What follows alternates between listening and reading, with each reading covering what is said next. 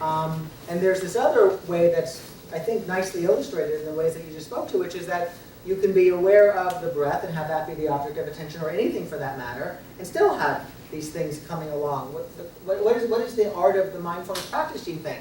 Because I think that I will show you, I sit, and my sittings, they run the gamut. I'm sure that each of you has, in one form or another, experienced pretty much everything that I've experienced over the course of many, many years of practice. Sometimes it's like this, sometimes it's like this, sometimes in the course of a sitting it goes from this to this to this to this.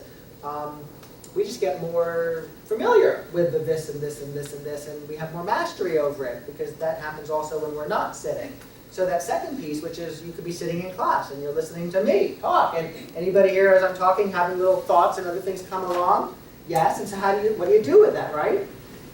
So what is, do you think, the art of how to have it where you are attending to something, whether it's in a sitting where you choose something, if you will, organic but nonetheless artificial, because it can be anything. I'm doing my sitting, so I'm going to really think about, may not even be the right way of phrasing it the way I just said. I'm going to bring awareness to, right?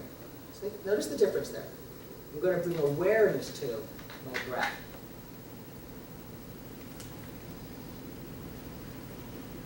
Or my feet. Or the sound of the fountain, even. Aware of. Which is different, right? What's the difference between aware of and thinking about? Or focusing on. And focusing on is the way it's oftentimes phrased. Thinking about is oftentimes the way it's phrased. What do you think the difference is by bringing awareness to the breath? Yeah. I think it's not just about what your mind's doing with it, but in fact, your whole body's doing with it, or what the whole room's doing with it, whatever it is. Okay, right. So it's more than just the cognitive engagement with that particular process that's taking place, which is almost, it's this larger felt sense of the whole body being, whatever that may be, to sort of experience it more than just through thought. The feeling, when you're, notice this, take a breath, and breathe in aware of the breath that you're breathing in. Do you feel that there's something happening there? Do you have to think about it to feel it? This is all subtle stuff. This is all subtle stuff. Nice. Yes?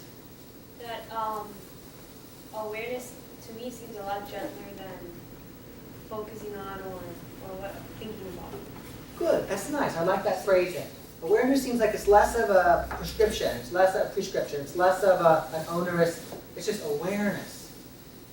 And so that's why the next exercise we'll do today, what that we'll learn today, is really this expanded awareness practice. That it's not so much, gotta come back, gotta come back, gotta come back, gotta come back. Now, coming back is helpful. Why is coming back helpful? Why is it helpful? Because he said there's 3 easy steps, right?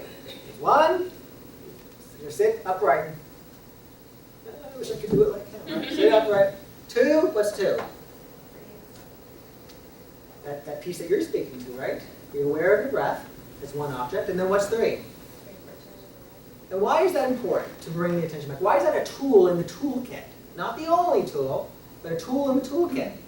Yeah.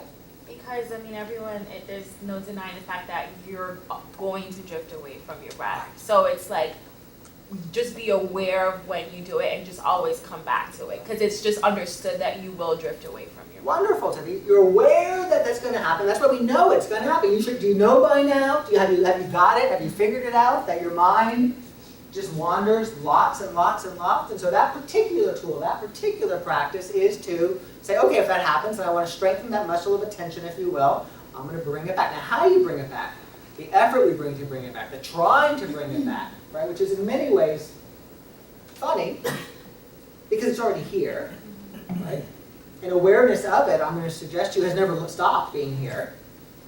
There's just been a pull of something that's taken us away. So it's like a rope that's been pulled from you, you sort of let go and you land right back where you were. Is that you have to try to get back by letting go of the rope? You just sort of land right back where you were. You never actually even left. The idea that you're even coming back somewhere is its own sort of funny way that we conceptualize things. So yes.